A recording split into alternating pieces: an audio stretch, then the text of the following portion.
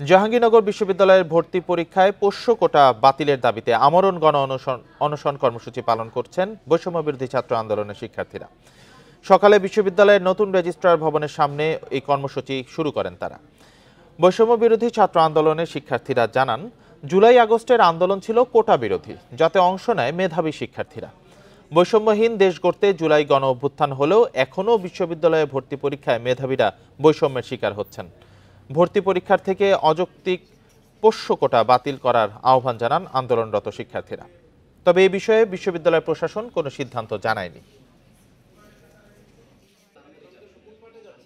এখানে মূলত বসেছি পোষ্য কোটা বাতিলের দাবিতে, এবং আজকে আমরা শুধু অবস্থান কর্মসূচি না, বরং একটি আমৃত্যু অনশনের ডাক দিয়েছি।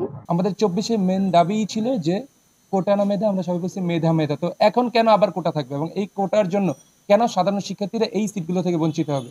জুলাই আগস্ট মাসে আমাদের দাবি আদায়ের সংগ্রামে রাস্তাতে নেমে এসেছিলেন। ঠিক সেভাবেই আজকে আমাদের পুস্তকটা বাতিলের যে অনশন কর্মসূচি অংশগ্রহণ করছি। বিশ্ববিদ্যালয় প্রশাসন আমাদের দাবি অতিরিক্ত সত্ত্বেও মেনে নেবেন।